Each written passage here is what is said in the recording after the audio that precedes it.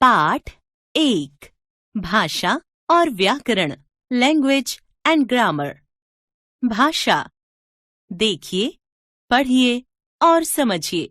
काजल और भारती दो सहेलियां हैं। एक दिन दोनों स्कूल जा रही थीं।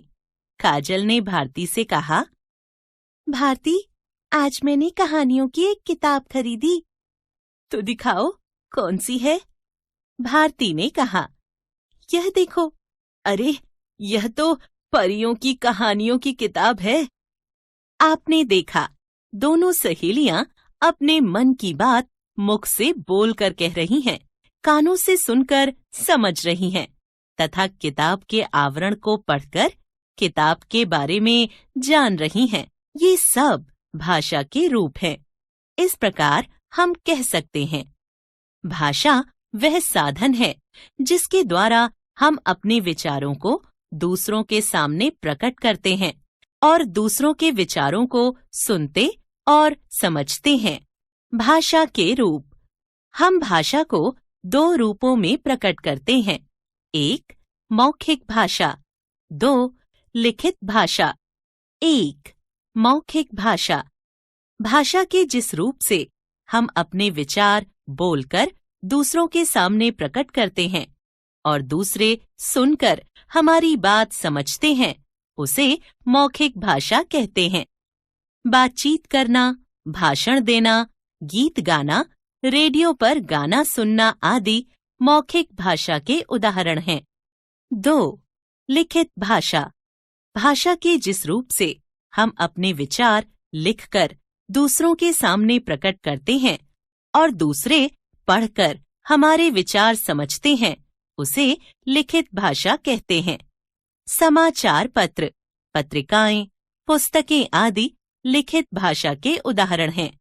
राजभाषा, जिस भाषा को किसी देश के अधिकतर लोग बोलते, समझते हैं और मुख्यतः सरकारी कामकाज में जिसका प्रयोग किया जाता है, उसे उस देश की राजभाषा कहते हैं।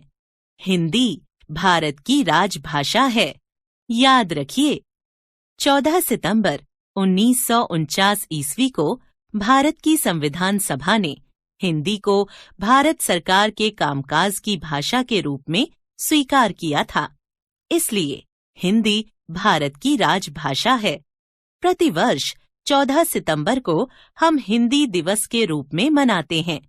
इसके अतिरिक्त हमारे देश में उर्दू, पंजाबी, बंगला, उड़िया, बोडो, डोगरी, कोंकणी, सिंधी, गुजराती, असमिया, संस्कृत, तमिल, मराठी, तेलुगु, कन्नड़, मलयालम, कश्मीरी आदि भाषाएं भी बोली जाती हैं। हमारे देश के संविधान द्वारा 22 भाषाओं को मान्यता दी गई है। ये भाषाएं भारत में बोली, समझी और लिखी जाती हैं। इनके अतिरिक्त कुछ क्षेत्रीय भाषाएं भी प्रचलित हैं। बोली। हम सब जिस क्षेत्र में रहते हैं, वहां पर बोली जाने वाली भाषा को क्षेत्रीय भाषा या बोली कहा जाता है। यह बोली एक छोटे से क्षेत्र तक ही सीमित होती है। ब्रज भाषा, हरियाणवी, भोजपुरी, अवधी, कुमाऊनी आदि बोलियां हैं। लिपि। भाषा की ध्वनियों को लिखित रूप देने के लिए कुछ चिन्ह निश्चित किए गए हैं। इन्हें लिखने का एक विशेष तरीका होता है। इसे लिपि कहते हैं।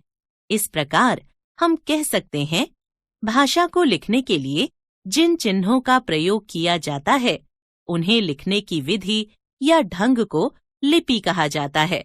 हिंदी भाषा देवनागरी लिपि में लिखी जाती है। अंग्रेजी भाषा रोमन लिपि में, पंजाबी भाषा गुरुमुखी लिपि में तथा उर्दू फारसी लिपि में लिखी जाती है। व्याकरण। व्याकरण हमें भाषा की शुद्धता का ज्ञान कराता है। इसके द्वारा हम भाषा को शुद्ध रूप में लिखना, बोलना और पढ़ना सीखते हैं। इस प्रकार हम कह सकते हैं, व्याकरण वह शास्त्र है जिससे हमें भाषा के शुद्ध रूप का ज्ञान प्राप्त होता है। व्याकरण के 3 विभाग होते हैं। 1 वर्ण विचार, 2 शब्द विचार, 3. वाक्य विचार. 1. वर्ण विचार. इसमें वर्णों के आकार, प्रकार, उच्चारण तथा संयुक्त वर्ण आदि का वर्णन किया जाता है. 2. शब्द विचार. इसमें शब्दों के प्रकार, रूप परिवर्तन, व्युत्पत्ति आदि का वर्णन किया जाता है. 3. वाक्य विचार. इसमें वाक्यों के प्रकार, वाक्य रचना के नियम, वाक्य विश्लेषण, संश्लेषण आदि का वर्णन किया जाता है. आओ दोहराएं. विचारों का आदान प्रदान करने का साधन भाषा कहलाता है. भाषा के 2 रूप होते हैं, मौखिक तथा लिखित. हिंदी भारत की राजभाषा है. प्रतिवर्ष 14 सितंबर को हिंदी दिवस के रूप में मनाया जाता है. भारतीय संविधान द्वारा 22 भाषाओं को मान्यता दी गई है.